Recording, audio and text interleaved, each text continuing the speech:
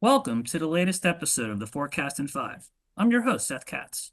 Joining us today is Jonathan Schreter. Jonathan serves as Executive Vice President with IMA Financial Group, an integrated financial services company focused on protecting the assets of its widely varied client base through insurance and wealth management solutions. Jonathan has more than 2 decades of specialized experience in insurance brokerage and risk management. His focus on charter and independent K-12 schools, as well as middle market manufacturing and advanced technology businesses, positions him as a leading expert in crafting tailored insurance solutions that address the unique challenges faced by these sectors.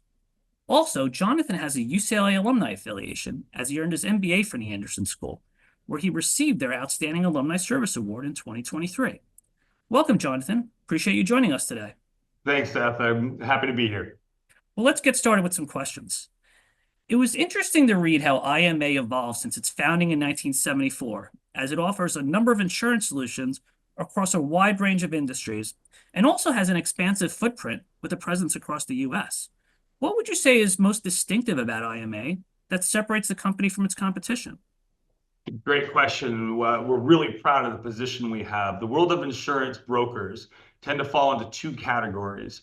There's the regional broker, which tends to have a high level of service touch, sort of concierge level service, but limited resources to really bring to an organization to support their risk management practices through loss control. And then there's the really large national firms that people are familiar with that tend to have those resources, but because of their size and scope, really struggle to give that sort of personalized touch to the clients that they serve.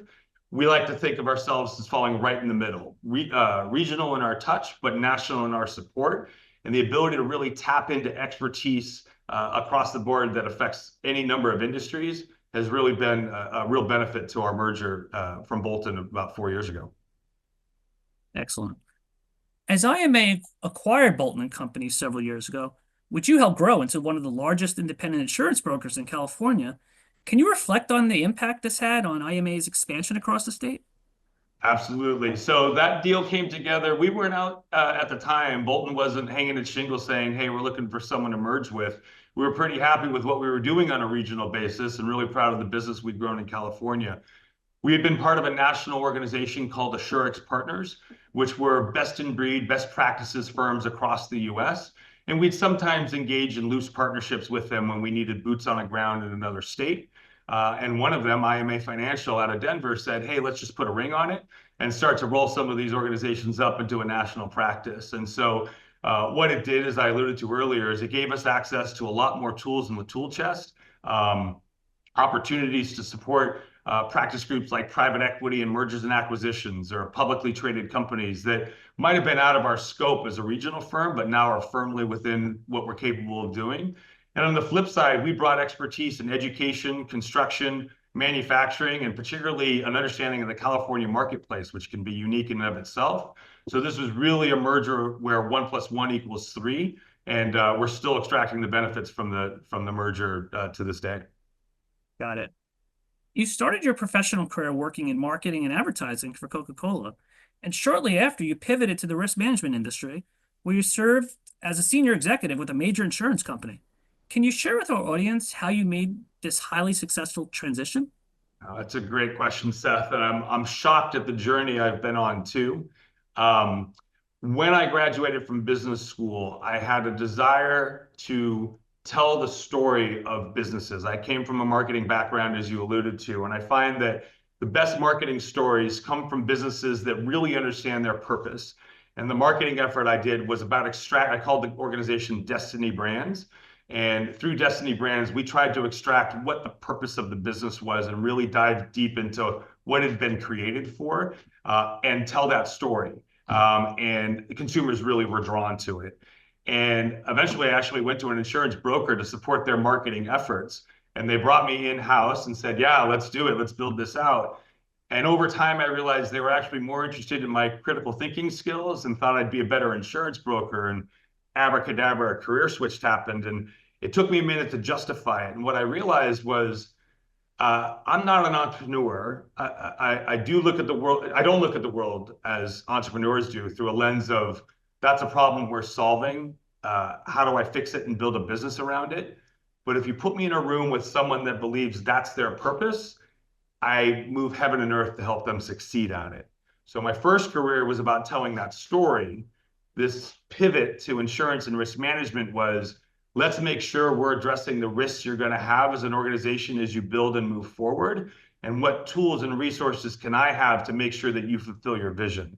And once I connected those dots and realized the value that risk management would have and a properly constructed insurance portfolio could provide in protecting the assets of this organization so they could build on this dream, the sky was the limit. That's really where my career took off. And I've had a lot of fun doing this thing called insurance that most people don't want to talk about. So it's been a great career.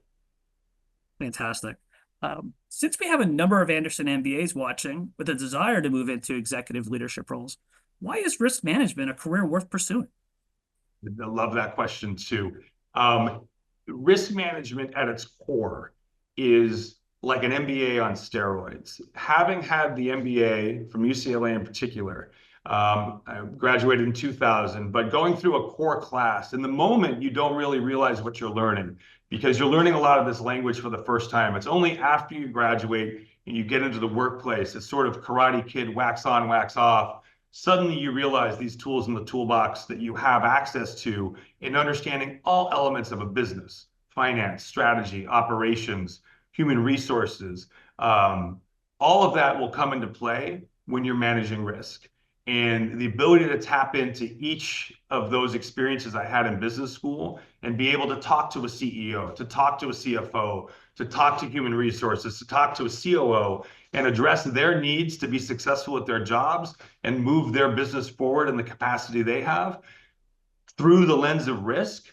I'll die on the hill believing that risk management is the cornerstone of good business practices to make organizations succeed. And for someone who's gone through business school and is evaluating what lane they want to take, this is one of those generalists. If you liked it all, risk management is absolutely a play for you in the future.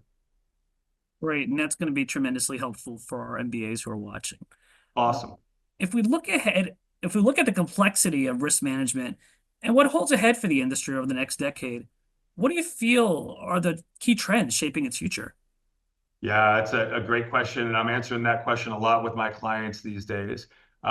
Short term, we're seeing big challenges relative to the major policies that people purchase in property and liability. Property risks, whether you believe in climate change or not, something is causing more disasters to happen more frequently and at greater cost. And the way insurance works, your rates will have to climb to assess the fact that these losses are occurring.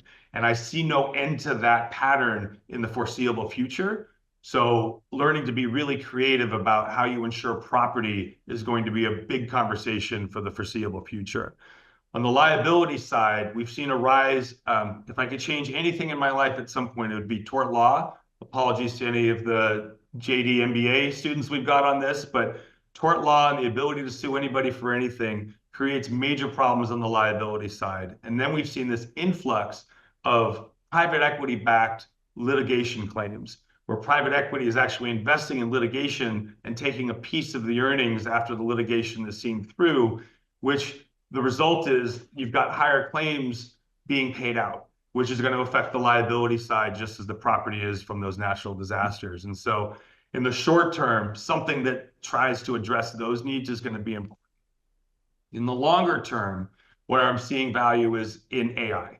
AI's ability to really assess risk and bring an even more microscopic view of things like, are you in a brush zone in property? And how is the wind blowing relative to your property? Is really going to help underwriters hone in on the true value of the risks they're taking on through insurance policies. I'm really curious to see where AI takes our industry over the next 3 to 5 years. It's going to be interesting. Very well. And that brings us to the end of today's episode. Thanks so much, Jonathan. Appreciate you taking time out of your busy schedule to be with us. Appreciate the exposure, Seth. Thanks much. And thanks to all our viewers for tuning in. We'll see you on the next episode of The Forecast in 5.